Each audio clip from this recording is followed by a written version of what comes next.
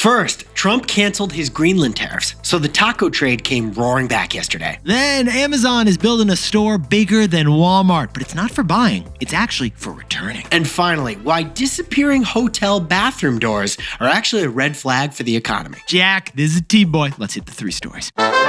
This is Nick. This is Jack. It's Thursday, the new Friday, January 22nd, and today's pod is the best one yet. This is a T-Boy. The top 3 pop business news stories you need to know today. Jack, I already blew out my breakfast birthday cupcake candle. It's already happened. Wait, this is your Brown birthday, isn't it? Yetis, Nick played lacrosse at Brown University. No big deal. And guess what his jersey number was on that team?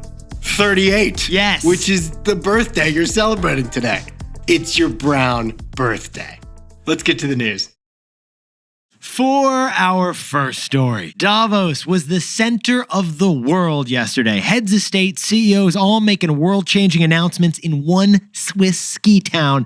And yeah, the fondue wasn't free. But what actually is Davos and where is it actually going? We're going to dive into the history.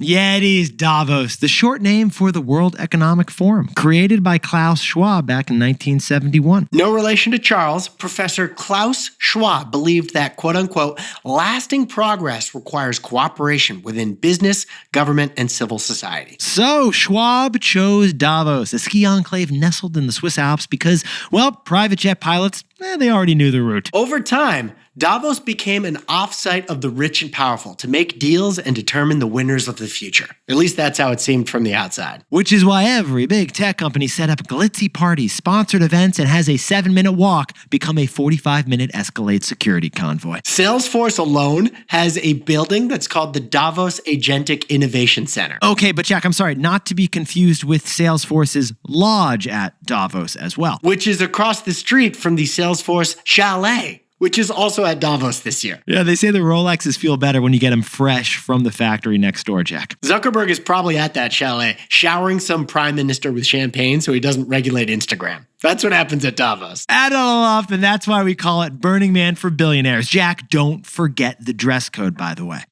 Patagonia inner vest, Montclair outer vest, and a strong sense of moral urgency. Moral urgency. I love how ambiguous that is. If you have to ask, you clearly haven't been, Jack. But besties, this is what we find fascinating. Many people are questioning if Davos is still relevant after all these 55 years. But this Davos was more relevant than ever. And the headlines were about AI, Trump, and Davos itself. All right, Jack, let's jump in T-Boy style and start with AI, specifically Dario Amodei, the CEO of Anthropic. He made headlines on Tuesday after saying that the United States selling its top AI chips to China is like selling nuclear weapons to North Korea. Something we probably shouldn't do. Yetis, that bold statement puts the Anthropic CEO at odds with NVIDIA and the Trump administration. And Dario also said that if left unregulated, AI would result in the future in a world where just 10 million people own all of the world's wealth. Another huge hot take. And then Microsoft CEO Satya Nadella agreed that policy must ensure that riches of AI gets spread out among people. But Nick, the headlines weren't just about AI. They were also about geopolitics and trade. The biggest headlines on those topics in a year. Like we told you yesterday, Canada's Prime Minister and the European Union declared the United States no longer a reliable partner. And they said that at Davos. And on Wednesday, President Trump finally made his big speech. He showed up, he actually got a literal red carpet and said he would get Greenland one way or another, but ruled out using military force to do it. And to those who hoped for a taco moment yesterday, including us, we got a taco moment. Yeah, the news. Trump said that he has a framework, quote unquote, of a future deal on Greenland, so he's canceling his tariffs on 8 European countries. To those who think Trump always chickens out, that kind of happened. The stock market rebounded yesterday. And all of that happened in like 24 hours. That would have made Andy Cohen blush. Andy Cohen was probably at Davos, wasn't he? It feels like he should have been there, Jack. But besties, Trump and his America First policies are bringing the entire World Economic Forum into question, which leads to our takeaway. So Jack, what's the takeaway for our buddies partying it up over in Davos? Davos and the World Economic Forum are a symbol of globalism. But globalism is in crisis. You see, Eddie, every year, the World Economic Forum announces a theme to reflect the biggest global issue of the day. In 2002, the World Economic Forum held their meeting in New York City to show support to New York post 9/11. It's the only time the event has not been in Davos. In 2018, the theme was gender diversity on corporate boards. And in 2019, the theme was climate. Post-COVID, it was stakeholder capitalism. That is, corporations shouldn't just be focused on profits. But you see, besties, all those themes are in retreat with the rise of populism across the globe. Globalism is about countries cooperating and collaborating together and using trade as a force of peace. And the assumption was that the private jet crowd would determine that future. Well, Larry Fink, the CEO of BlackRock, has taken over as the head of the World Economic Forum this year. And if we know Larry Fink, we know he knows that globalism is in crisis, so he's trying to make changes at Davos. So next year's Davos will probably be a lot different than this year's. That is, if Davos wants to remain relevant. If it even stays in Davos. For our second story, Amazon is opening its biggest store ever just outside Chicago. This thing is bigger than Walmart. It is the size of 2 Targets. But Amazon's first big box store isn't going to be about buying. It's actually going to be about returning. Ah, Yetis, everyone knows the suburban shopping plaza smorgasbord, even if you grew up in the big city. Huge parking lot in the middle with like 6 big box stores. Mine is called Maple Tree Plaza, probably owned by private equity. You got a Bob's Discount Furniture on the left. Huge store. You got a Best Buy on the right. Even huger. You got a Walmart right down the center. Usually the hugest in the whole plaza. Maybe we'll hit Home Depot. I don't know if we'll have enough time, Jack. And right next to Dick's Sporting Goods and Petco is going to be a huge new store with the word Amazon on top. Voila, Yetis, that will soon be true in Orland Park, Illinois, which just approved a 230,000 square foot Amazon store. To be clear, it's Orland Park, not Orland Pork. Although, being near Chicago, I get why you made the mistake. You never know, Jack. Could you please sprinkle on 230,000 square feet of context for us, though? That is the size of 4 football fields, or 3 New York City residential blocks. It could hold 200 American homes inside that store. Or 231 Starbucks. Yetis, this Amazon super mega store will be the 3rd largest store in America. Behind just Macy's New York City flagship location and Walmart's biggest store, which happens to be in Albany, New York. Now, besties, Amazon made headlines on Tuesday for admitting that tariffs are raising prices on Amazon.com. That should not be a shocker. But this headline was a shocker. Amazon is trying once again to crack the code on physical retail. Amazon is protein maxing to the extreme. They're maxing retail right now. But Nick, pause the pod. Physical stores have been Amazon's Achilles heel for over 10 years. They're great at e-commerce. They're terrible at regular commerce. Yeah, Amazon does clicks. They don't do bricks. They have so many failures. We would include more, but we have a 20-minute pod. We got to keep this thing short, Jack. Amazon's physical retail journey began with 24 Amazon bookstores, all of which have been closed. And then came Amazon's $14 billion acquisition of Whole Foods, widely seen as a GMO-free failure. Have you ever visited an Amazon 4-star store? This is a store only with items rated 4 stars or higher on Amazon.com. Well, guess what? They're all closed now. Jack, how about an Amazon Fresh store? What about those these days? It's a grocery store that awkwardly competes with Whole Foods in a sibling rivalry. And they are still open, but officially they're in reevaluation status by Amazon management. Amazon Go, that's the innovative just walk out technology with no cashiers. Yeah, half of those have been closed too. Which brings us to Amazon Style. 2 fashion stores were opened in 2022. 2 fashion stores were closed in 2023. Amazon Style basically went out of fashion. So you got to give Amazon some credit for failing fast. Totally, Jack. It's better to kill your losing experiments quick than let them drag out and generate losses. But besties, Amazon's obsession with the white whale of physical retail is borderline Captain Ahab right now. Its 6 previous attempts have all failed. And now, instead of moving on to something else, they're trying again with the 3rd biggest store in American history. So Jack, we all get asked, why is Amazon obsessed with this white retail whale? It's because 80% of retail sales in this country are still done in person, according to data from the US Census. But besties, Jack and I think this Amazon Ultra Super Mega Store is actually about the opposite of buying. It's about the other side of the transaction. So Jack, what's the takeaway for our buddies maxing over at Amazon? Amazon's Super Mega Store isn't about buying things. It's about returning things. Yetis, look, you don't use Amazon for groceries. You use it to buy USB cords and curtain rods and batteries and vacuums and thitastrosol. And slippers to wear in your gym's shower. I don't know, stuff like that. What's going on in that gym shower, Jack? That was my most recent purchase on Amazon. Well, guess what? Those kind of products, 15 to 40% of them get returned. That's why this information from the Wall Street Journal's reporting is key. Amazon's big box store is actually going to be one half store, one half distribution center. And distribution centers aren't about retail at all. They're about logistics, like return processing. And that is why we think this Amazon Superstore will be able to do something never ever done before. You'll be able to return your thing and swap it for the right one because there's also a distribution center. A merging of Amazon.com and Amazon in person that's never happened before. And that is the real consumer problem that Amazon's physical stores just haven't solved for yet. So when Amazon officially announces this store and opens it up next year, we'll know for sure. But in the meantime, we think Amazon's big box superstore isn't about buying things. It's actually about returning them. Hey Yetis, if you're a bestie, take a sec and hit that subscribe button. And like this video while you're at it. If you leave a comment, by the way, we'll read it. For our third and final story, strange phenomenon. Hotels are getting rid of proper bathroom doors. And this disappearing hotel bathroom door phenomenon is actually a microcosm on the travel industry, the post-pandemic business norms, and even our housing crisis. Basically, our whole economy. You see, Yetis, Jack noticed this the last time he was visiting San Francisco. And over the long weekend, I noticed it at our hotel down in Carmel, California. The closets have gotten really small in hotels. The desk is really small. But hang on a second. Does my bathroom not even have a door? We're sorry, but that's a trend. No longer is there a fully closable opaque door between the restroom and the bedroom. And yes, we just said opaque for the second time on the pod. Sometimes instead of a bathroom door, hotels are installing a curtain. Sometimes it's a frosted glass door. And sometimes it's a sliding door or a pocket door. Sometimes, Jack, it's just an open voyeuristic adventure.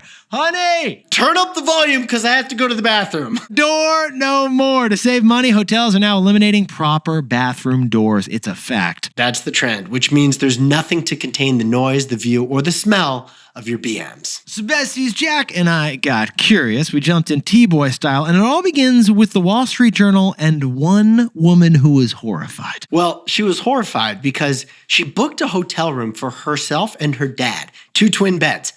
And then she discovered there was no bathroom door, and she was staying in the room with her dad. So that woman launched a crusade to shame hotels that do this. And so far, she's got a list of 500 of them. Including hotels owned by Marriott, Hyatt, and Starwood. But besties, it's not just that the average door costs $500, right, Jack? And it's not just that for a 200-room hotel, we're talking $100,000 in door costs for the bathrooms. And it's not just the one-off installation costs of the doors either. No, what we find fascinating is that it's also the ongoing operating costs of a single door. Because think about it. A windowless bathroom in a hotel is cut off from all natural light, which means you must have the light on to do anything in there. So the hotel's energy bill goes up. And since it's not your house, it's a hotel, you're more likely to leave the lights on when you leave your hotel. So that energy bill goes up even more. And more light means you have to replace the light bulbs more often. Which means higher material costs. And with constant use of that hotel bathroom door, the door gets jammed. So labor costs go up too. So if you're a CFO, that single bathroom door is a silent, solid slab of costs. It's the opposite of this. So you'd rather have a guest complaint or two from a mom who books a hotel room with her kid than miss your earnings print because of a bathroom door. I can see the shower head from the head of the bed, and I'm giving it 1 star. Jack, what's the takeaway for our buddies over in the hospitality industry? The disappearing hotel bathroom door actually reflects our economy.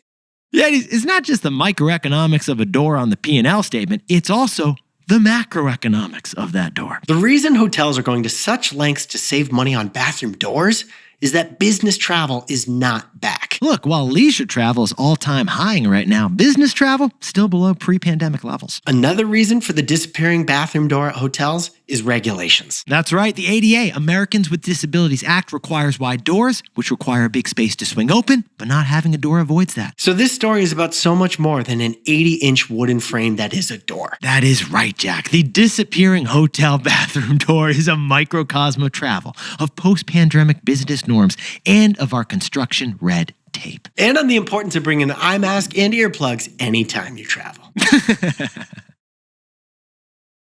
Jack, could you whip up the takeaways for us for the new Friday? Hotels are eliminating bathroom doors to save material costs, energy costs, repair costs, and real estate costs. Oh, the disappearing hotel bathroom door. It's actually a microcosm of today's economy. For our second story, Davos has been the center of the world this week, and stocks rose on Wednesday as Trump tacoed on tariffs. But Davos is also a symbol of globalism, and globalism is in retreat across the globe. And our third and final story, Amazon is building a 230,000 square foot super ultra mega store just outside Chicago. They're retail maxing. Our guess, the differentiator won't be the sales, the differentiator will be the returns.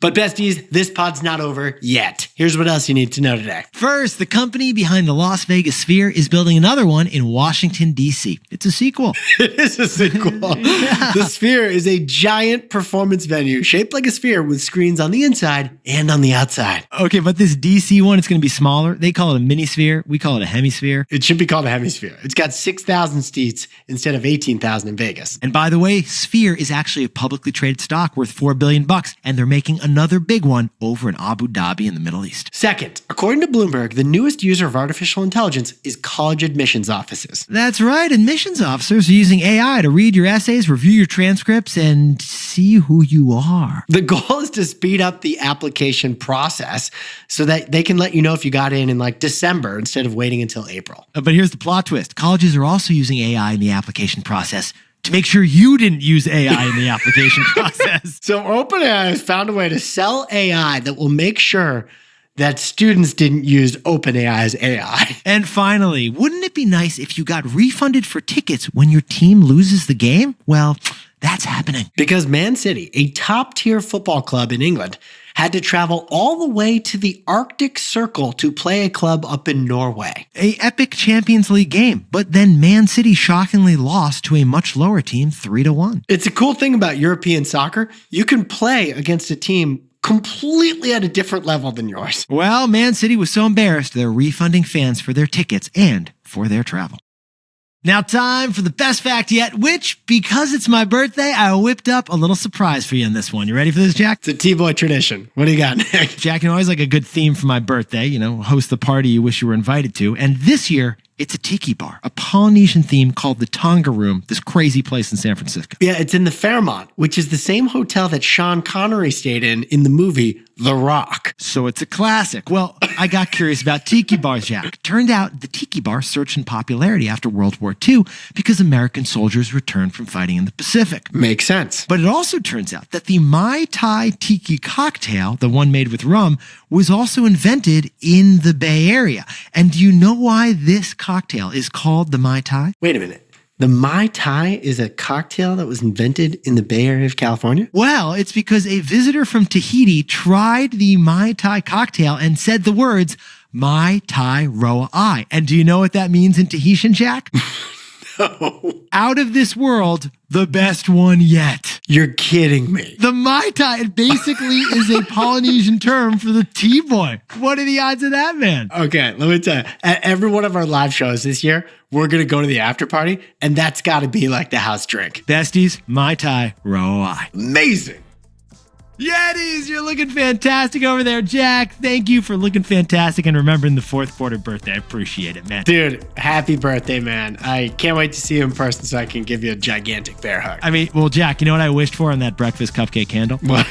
It's hitting all-time highs. I hope Kim Kardashian comes on the pod. I don't want guac to be extra. And I hope on your next flight over, you don't get a windowless seat. I think 3 of those 4 things are definitely going to happen. Kim, if you know, you know. Jack and I will see you tomorrow.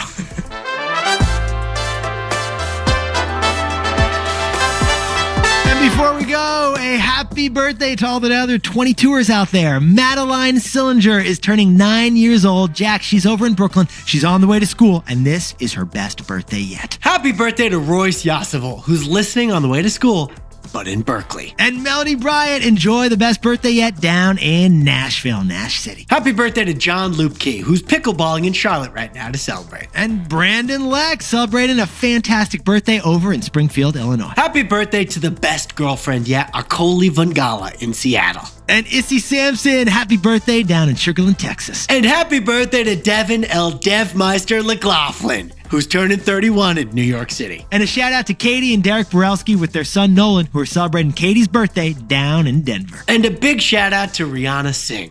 Thank you for sharing the show. HYH TBOY. Have you heard the best one yet? This is Jack. I own stock of Amazon and Nick owns stock of Lululemon.